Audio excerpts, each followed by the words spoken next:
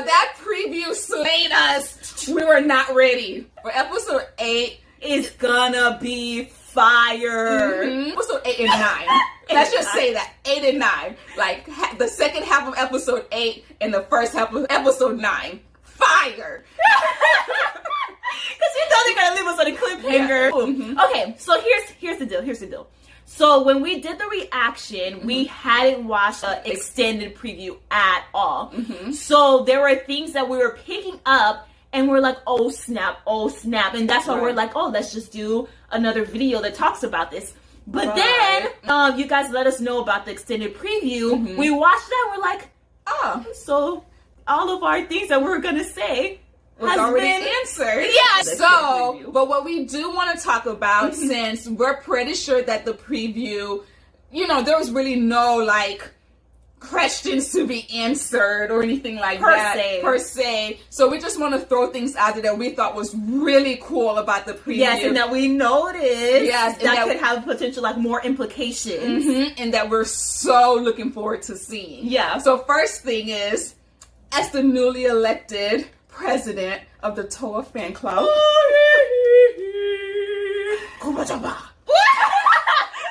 Okay, so you know how her powers, like she's just been like being such a fast learner, and she's just been like back to back to back. Her powers have just been beast mode. Yes, and I do want to say something about that. We could say that like, oh, maybe she's just powering up too fast and da da da da da. But I really think we're both really thinking that it's more that she's becoming awakened in the feudal era. I think that's a better way to put it, because it was known in the modern era that she is powerful, but she was with just straight up humans, and she always was holding back. So then when she goes into the feudal era, and I think it's more proper to say that she is just coming to herself, rather than she's just getting like these random power ups. Like I think she's really just like getting acclimated to the feudal era, and it's just awakening inside of her, and she's learning it quick because it's already who she is. And that's what I think is more like it. And I think that it makes sense too, because Setsuna and Moroha are so powerful, and she's from the same lineage. She can't, so it really is just her coming to herself rather than it being like, too much. And whenever she does her fast learning and she's awakening, also the pearl too is activated. So it kind of gives this feeling of like it's connecting to something. Exactly. And I do believe, I may be wrong, but I do believe that she's, out of the 3, she's the one who uses her pearl the most often. I do think so. Yeah, you're right. So you would notice that, president of Towa fan club. Okay. So why I mentioned this, it wasn't just to say how awesome she is. Why I mentioned this is because in the preview we see a blue dragon. I think it's a big deal, because when she was in the tree and they're fighting the root demon, and she's like, and then she was gonna, she destroyed the root demon. A blue dragon came from her sword. But the thing about that is that Setsuna and Moroha were just like, oh my god. Yes, super astonished. So that just makes it seem like it was a huge deal. It wasn't just something regular.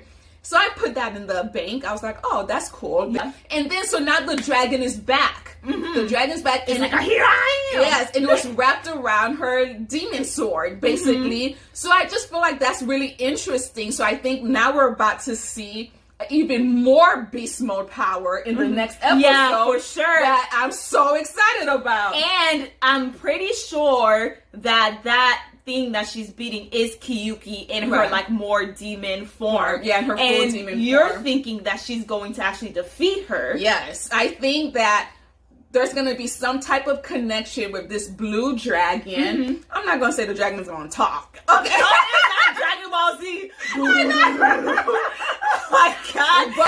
But I do think she's going to maybe realize something about her power. And then the dragon, the blue dragon, she's going to use that to slay Kyuki in her full demon form. Kyuki. Right. And the reason why I think that is Kyuki is because in the beginning of the last episode, we saw something flying into the ship. And then when it lands, it shows Kyuki's feet. And she has the bell around her neck. Those the shrine bells. Yeah, and then it has the same markings, the horns. Right. And and also in the full demon form, you see that bell, the shrine bell, but even bigger. Yeah. So that's why I'm thinking that that's Kyuki and not just one of those other like guardian things like that polar bear was. Okay, and then speaking of demons and demon forms and stuff like that, Riku. We do think Riku is Kurimaru's son, rather than actually being Kurimaru himself.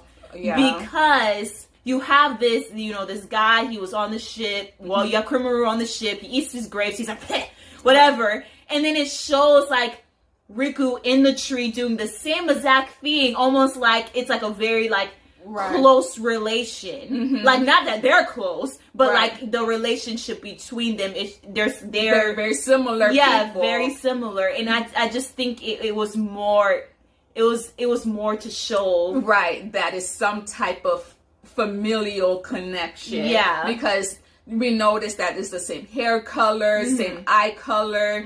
So we're like, okay, so I think they're trying to let us know that they're somehow related. Yeah, somehow related. And we're saying that that's his son. Yeah, because it makes you think, like, unless we're going to find out something different about Kurimaru, it makes you think, like, why would he just go into a whole nother form? Especially since, like, in the preview, you saw him in his, like, in the form that we were used to seeing him in with his little max thing and stuff. So it's like, what purpose would he have to go into like a younger looking form? Exactly. It's kind of like, right. So I don't see the reasoning. Yeah. So we don't think that Riku is Kurimaru.